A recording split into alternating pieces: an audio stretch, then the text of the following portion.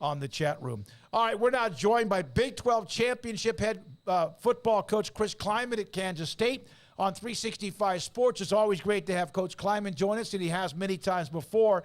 So, Chris, thanks for your time, Coach. We appreciate your time.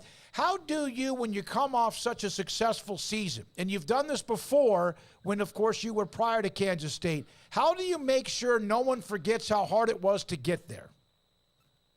Well, you mentioned it quite a bit. Thanks for having me. You talk about it. You don't just let it lie. You talk about it, and you handle the complacency by challenging guys. That was the 2022 squad, and I think you really got to lean on your leaders, especially your older guys that obviously were here for the championship, but a lot of those guys were here for an 8-5 season to a 4-6 pandemic year.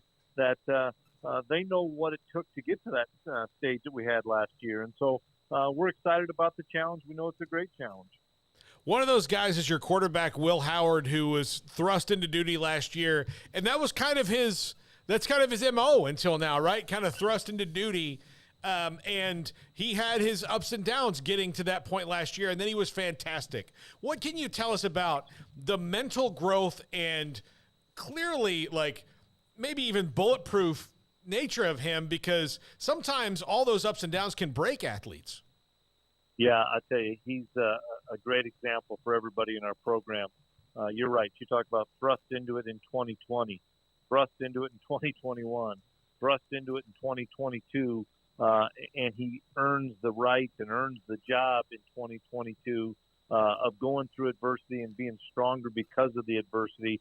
Any of our young players that are having difficulties, I know, have reached out to Will, and Will's open. Will wants to talk to people about it because it's made him stronger and it's given him more confidence. And it's fun to watch him during spring ball because the same command that I saw from the last 6 games on in 2022 has carried over to the spring, and he's in total command of the offense as well as just being a phenomenal leader for the whole football team.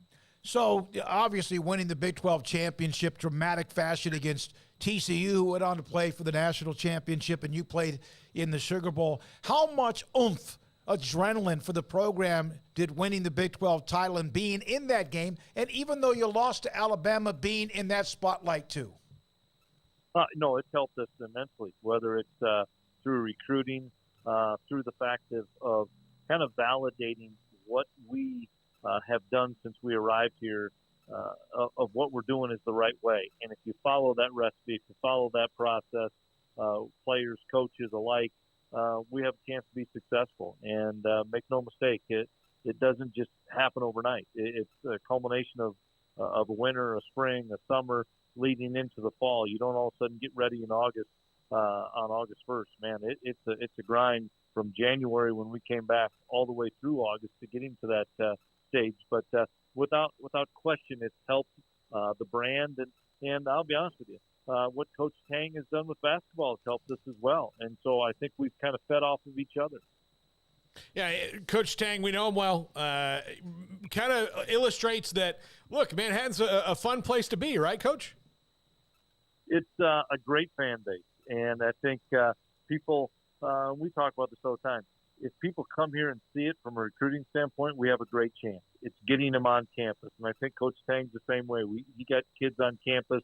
They fell in love with the place, the people, the interaction that you have with so many different community members, students, staff, that it's a hidden gem here. And we've got great fans. We've got great student support. And just come to a game at the Bram or at the Bill, and this place is going to be packed. You have, obviously, the history of Kansas State. Bill Snyder rebuilt it twice. The first time was maybe one of the greatest miracles in all of college sports. Baylor basketball with Scott Drew's probably in that conversation, too. What was it like when you arrived there, knowing he's there and feeding off of that a little bit? How much conversation do you have with him?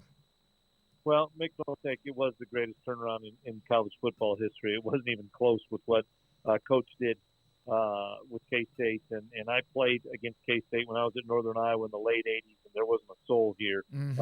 And we beat them both times, so I know what he did. And everything we have. We talk about it a lot. Everything we have, all the facilities we have, are because of Coach. And Coach laid the foundation for all of us to continue to live up to. And we have conversations. It's been great. He's left me alone, but when we see each other, we have great conversations about a lot of different things. And it's just fun to be able to reap the rewards of what he started, and then we continued to elevate. And I know Jerome talks about that a lot of not rebuilding and reloading, but elevating. And that's something that I think at Kansas State athletics, whatever the sport is, it's continuing to try to embrace our history and then elevate the future. Coach, I know that sadly for you and for anybody in college football, there's not a Deuce Vaughn tree that you can go to and pluck one off, but you do have a very interesting replacement that you got out of the transfer portal to me, and Trayshawn Ward, who came from FSU, who I know from watching him a lot, really seems to fit what you guys do really well. But how do you replace Deuce Vaughn? You really probably can't do it with just one guy, can you? No, you can't replace Deuce Vaughn. He was one of the more electric players in college football, and get a chance to play in the NFL. Just all the things that Deuce did, not only out of the backfield and out as a slot receiver, but the leader he was, the way he represented himself every day at practice or off the field. He just did so many things. But he taught an awful lot of guys how to do things the right way and how to prepare the right way. But you're right, it's going to be a combination of guys. We were really pleased with DJ Giddens last year, coming in and really running for some really tough yards in critical situations in a number of games down the stretch. And then we added Trayshawn. We have some other younger players in our program that are getting an opportunity this spring. But it's going to be a handful of guys that are going to try to at least fill the load of what Deuce is leaving behind. Coach, did you ever at any time back when the summer of 2021, of course, Texas and Oklahoma, that story pops, Bob Bowlesby responds by adding 4 schools. And the Big 12 now with Brett Yormark seems to be maybe in the best shape it's been ever as far as the way that things are moving forward. But this year the schedule's different. You don't play everybody because you can't. There's 14 teams. Could that set up a team having an easier schedule than somebody else in any way? Let's hit that a couple ways. I'm so excited with what Commissioner Yormark has done. I'm excited about the teams that we have brought in. Granted, Oklahoma and Texas are going to give one more year here, so we've got a lot of teams. I don't know, because I think we all know with the advent of the transfer portal, if a team was really poor a year before, they could be really good in a hurry. If a team was really good and they lose some guys, they can be mediocre in a hurry. I think the transfer portal has brought so much parity to college football that you can't look at games anymore and say, well, that should be a win, or we got a good leg up there. I think in the Big 12, I think it's a really good league. I think there's a lot of really good leagues out there. I think every league is getting better or getting more equal simply because of the transfer portal. What are your thoughts about the college football playoff expansion, giving everybody absolutely, when they start workouts in August, whether it's you or whoever it might be, Boise State, everybody has a chance. Isn't that what the bottom line is you hope you never get away from everybody when they start practice, they can get to the national championship playoff? Yeah, I know we're a little ways away, and, to get to 12 is one thing. I hope that it continues to expand. I was a part of that system for 8 years at North Dakota State, and getting to that tournament was a huge deal. And once you got to the tournament, and there were home sites all the way up to the championship game, you had to go win on the road. You had to play your best football at home against an opponent you didn't know much about because you didn't have familiarity. I think it's a great thing for college football. I don't see a negative to it. We played 15, 16 games at North Dakota State. The kids are resilient. If they get an opportunity to continue to win and advance, I think it's great for college football. I wish it were happening this year. I know we're getting closer to it, and I hope we continue to improve and expand on it. How much does it maybe open? I mean, you mentioned the transfer portal, but just in high school recruiting, when you can tell a kid, like, look, we were Big 12 champions last year. If the playoff was as it existed, we would be in that playing for a national title. Does that help some of the kids that would be on the fence before about, I'm going to go to these like 7-8 schools because they're the ones who are in that window, now open up for you? I believe so. I mean, obviously it would have this year, and that's what we're trying to do is sustain success, not be, kind of a one-hit deal and win it one year or be in the conversation one year and not the next. That's the challenge about building the culture. And but without a doubt, we've talked about it with recruits, and I keep referencing basketball. We didn't win the Big 12 tournament or didn't win the Big 12 regular season, but lasted as long as any team did in the NCAA tournament. So if you can just get into that field, and I think there's an opportunity if you play really well and beat the right teams at the right time. You're going to get into that tournament. So we're excited when it comes. How many times did you pick up a phone or your AD pick up a phone and call, for example, what is considered, and I don't like the term either, Power 5 school when you were at North Dakota State and you got a click? Well, they couldn't find any games ever there. I can understand why. I mean, no. You guys were really, really good and beat people and beat whoever it was in front of you. Well, yeah. Yeah, well, when I came down here in 2013, I was Craig Bowles' defensive coordinator. We played K-State and beat K-State. I think we had 10 NFL kids that were on rosters, not for a cup of coffee, but for a handful of years. I mean, there was 10 NFL kids that have had really good careers, some of them still playing. And it just goes to show you, I've said this since the day I arrived here, football is football. And there's really good football at all different levels and really good skill kids. Some kids just happen to develop later than others. And it's how well you can develop a young man, how much you can get out of a young man.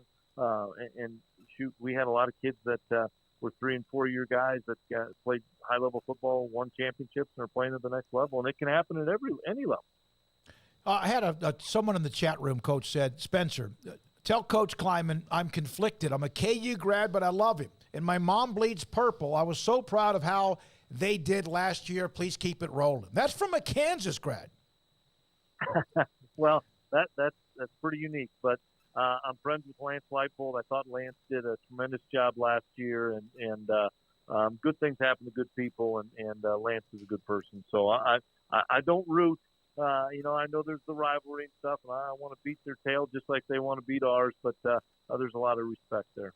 Chris, Dave Aranda here at Baylor had the great year 2 years ago. Last year, you beat them badly here in Waco. What are your thoughts? He had 2-7, then 12-2, and then last year 6-7. Didn't end very well, but obviously trying to regroup. Your thoughts about coaching against Dave Aranda? Well, we both know this, and I'm friends with Dave, but the margin for error is so small. You look at their season last year, and they had so many tight ball games that for whatever reason didn't go their way late, and wins turned into losses, and that's just the margin for error is so tight and so small. But I know it's always going to be a really well coached team. I thought we played one of our best football games last year at Baylor, and it's a tough place to play. And we played our other best ball game at home against Oklahoma State, and in a game that didn't turn out the way that I thought from a score standpoint. I thought we had an opportunity to win, but that just goes to show you every week you just got to have your A game, and you got to have great focus, and you got to catch a break once in a while with an injury, whatever it may be. But our league is so tough and so talented, and it's going to be a battle every week, and Dave's done a heck of a job there. If you don't mind, I want to ask you one more question about Will Howard. I know we had you on for quite some time. Did he ever come to you when it was like up and down of whether or not he was – you said he was always ready. He was always put in a tough situation. He was always ready. Did he ever, sit down with you and have one of those moments where you had to kind of tell him that or was it pretty simple? He knew where he was and knew his role and knew he'd get an opportunity perhaps? I'd say both. Will's a very confident person, but Colin Klein and I had tons of conversations with him because I saw greatness in him as an 18-year-old kid, as a freshman in the pandemic year, that there's a kid that's going to compete and going to work his tail off. And then he knew Skyler was the guy, and he backed up Skyler and came in and won some big ball games for us. And then This past year, Adrian went down, and he just always was ready. He always prepared himself like he was the starter, and he learned that at a young age here under Skyler. And that's why I know he's going to be successful in everything he does, is because he's got such a chip on his shoulder. And I thought he was the most improved player in the league last year, to be honest with you. And you could see the confidence growing. And at that game at Baylor, he threw some dimes now. I mean, he threw some strikes for some scores that didn't surprise us here, because we see his work ethic and how hard he works. You know, Coach, when he came in after Adrian got hurt in that game, it was 7-0, I think, at the time. Yeah, when he came in and started playing, you could almost, and I'm sure you could because you knew it, but it just looked different than before. Like it was, oh no, this isn't like, oh, this kid's, having a great half. Like something's going on here that's against pretty TCU, special. too. Yeah. I thought against TCU. where he just locked in and was not shaking at all. Confidence, and even more, the amount of extra work he does with the receivers, tight ends, and backs, they believe in him. And that's a big thing. And Colin Klein and I have spoken a ton to Will through his 3 years here of us believing in him and how much we believe in him. And he believes in himself. The players believe in him. And that's what you want out of your quarterback and your leader is the belief that he's going to find a way to get it done, and he's done that. You are appreciative. We appreciate you being a part of our show. We've had you on. We'll see you hopefully at Big 12 Media Days in Arlington. Chris Klieman, Big 12 champion head coach at Kansas State. Thanks for your time, Coach. Appreciate it. Thanks for having me, guys. You too. Chris Klieman. Thanks to Ryan Lackey setting that up for us. Great stuff with Chris Klieman.